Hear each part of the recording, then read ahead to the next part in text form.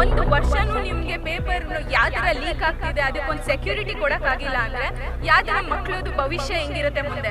ಯಾರಾದರೂ ಒಬ್ಬರು ಬಂದು ಸ್ಟೂಡೆಂಟ್ಸ್ಗೆ ಏನಾಗ್ತಿದೆ ಅವ್ರ ಭವಿಷ್ಯ ಏನಿದೆ ಅಂತ ಕೇಳ್ತಿದ್ದಾರಾ? ಮೇಡಮ್, ಕಾರಣ ಬಂದು ಮೆಡಿಕಲ್ಗೋಸ್ಕರ ತುಂಬ ಕಷ್ಟಪಟ್ಟು ಮಕ್ಕಳು ನಿದ್ದೆ ಇಲ್ದಲೆ ಊಟ ಇಲ್ದಲೆ ಎಷ್ಟು ಅವರ್ಸು ಎಷ್ಟು ಕಾಲ ಅವರು ಓದ್ತಾ ಇರ್ತಾರಲ್ಲ, ಆ ಶ್ರಮಕ್ಕೆ ನೀವು ಪೇಪರ್ನ ಲೀಕ್ ಮಾಡಿಬಿಟ್ರೆ ಬಡವ್ರ ಮನೆಯಲ್ಲಿ ಮಕ್ಕಳು ಓದ್ತಾ ಇರ್ತಾರೆ, ನೀವು ದುಡ್ಡು ಕೊಟ್ಬಿಟ್ಟು ಈ ಥರ ಪೇಪರ್ ಲೀಕ್ ಮಾಡ್ತಾ ಇದ್ದೀರಾ ಇಷ್ಟು ವರ್ಷದಿಂದ. ಒಂದು ವರ್ಷನೂ ನಿಮಗೆ ಪೇಪರ್ ಯಾವ ಥರ ಲೀಕ್ ಆಗ್ತಿದೆ ಅದಕ್ಕೊಂದು ಸೆಕ್ಯೂರಿಟಿ ಕೊಡೋಕ್ಕಾಗಿಲ್ಲ ಅಂದರೆ ಯಾವ ಥರ ಮಕ್ಕಳದು ಭವಿಷ್ಯ ಹೆಂಗಿರುತ್ತೆ ಮುಂದೆ? ಈ ಭವಿಷ್ಯ ಕೇಳೋಕ್ಕೆ ಯೂತ್ ಎಲ್ಲರೂ ಹೊರ್ಗಡೆ ಬರಬೇಕು ಮೇಡಮ್. ಯೂತ್ ಬಂದು ಕೇಳಿದ್ರೆ ಮಾತ್ರ ಅವ್ರ ಭವಿಷ್ಯ ಮುಂದೆ ಅವ್ರದ್ದು ಏನಾಗುತ್ತೆ ಅನ್ನೋದು ಅವ್ರಿಗೆ ಗೊತ್ತಾಗುತ್ತೆ. ಅವ್ರ ಭವಿಷ್ಯ ಯಾರೂ ಇಲ್ಲಿ ಕೇಳಲ್ಲ, ಅವ್ರ ಮನೇಲಿ ಅವ್ರು ಕುತ್ಕೊಳ್ತಾರೆ ಹೊರತು ಲೀಡರ್ಸ್ ಆಗಿರೋರು ಆಚೆ ಬರಬೇಕಾಗಿತ್ತು. ಎಷ್ಟು ದಿವಸ ಆಗಿದೆ ಮೇಡಮ್ ಇದು ಲೀಕ್ ಆಗಿರೋದು? ಯಾರಾದರೂ ಒಬ್ಬರು ಬಂದು ಸ್ಟೂಡೆಂಟ್ಸ್ಗೆ ಏನಾಗ್ತಿದೆ ಅವ್ರ ಭವಿಷ್ಯ ಏನಿದೆ ಅಂತ ಕೇಳ್ತಿದ್ದಾರಾ? ಇಲ್ಲಿ ಯಾರಿಗೂ ಏನೂ ಆಗಬೇಕಾಗಿಲ್ಲ. ಅವ್ರವ್ರ ದುಡ್ಡು ಇಟ್ಕೊಂಡು ಅವ್ರವ್ರು ಇನ್ಫ್ಲೂಯೆನ್ಸ್ ಮಾಡ್ಕೊಂಡು ಹೋಗ್ತಾ ಇದ್ರೆ ಕೇಂದ್ರದಲ್ಲಿ ಯಾರು ಕೇಳೋರಿಲ್ಲ. ಏನಾಗುತ್ತೆ, ಏನೇನು ಅನಾಚಾರ ಆಗುತ್ತೆ ಅದ್ರ ಪಾಡ್ಗೆ ಅದು ಮಾಡಕ್ಕೆ ಬಿಡ್ತಾರೆ. ಒಂದು ವಾರ ಇರುತ್ತೆ, ಒಂದು ವಾರ ಆದಮೇಲೆ ಅದ್ರ ಪಾಡ್ಗೆ ಅದೇ ಮಲ್ಕೊಳ್ಳುತ್ತೆ, ನ್ಯೂಸ್ ಏನು ಬರಲ್ಲ ಆಚೆಗಡೆ ಅಂದ್ಬಿಟ್ಟು ಸುಮ್ಮನೆ ಆಗಿಬಿಡ್ತಾರೆ.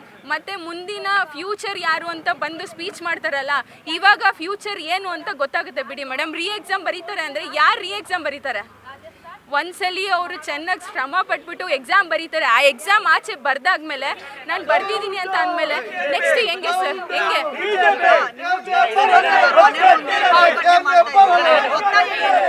ಒತ್ತಾಯ ಅವ್ರು ಬಂದು ಸ್ಟೂಡೆಂಟ್ಸ್ಗೋಸ್ಕರ ನಿಂತ್ಕೋಬೇಕು ಮೇಡಮ್. ಅವ್ರದ್ದು ಸರ್ಕಾರ ಅವ್ರು ಬಂದು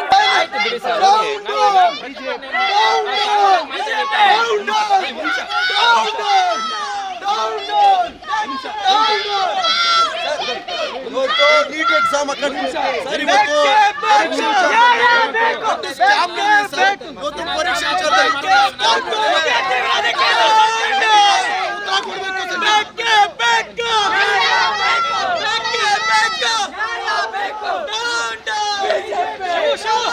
ನಮ್ಮ ಕಾರ್ಯಕ್ರಮಗಳನ್ನ ನೀವು ನೋಡ್ತಾ ಇದ್ರೆ ನಮ್ಮ ಚಾನೆಲ್ ಅನ್ನ ಸಬ್ಸ್ಕ್ರೈಬ್ ಮಾಡಿ, ಪಕ್ಕದ ಬೆಲ್ ಐಕಾನ್ ಒತ್ತಿ ನಮ್ಮನ್ನ ಬೆಂಬಲಿಸಿ.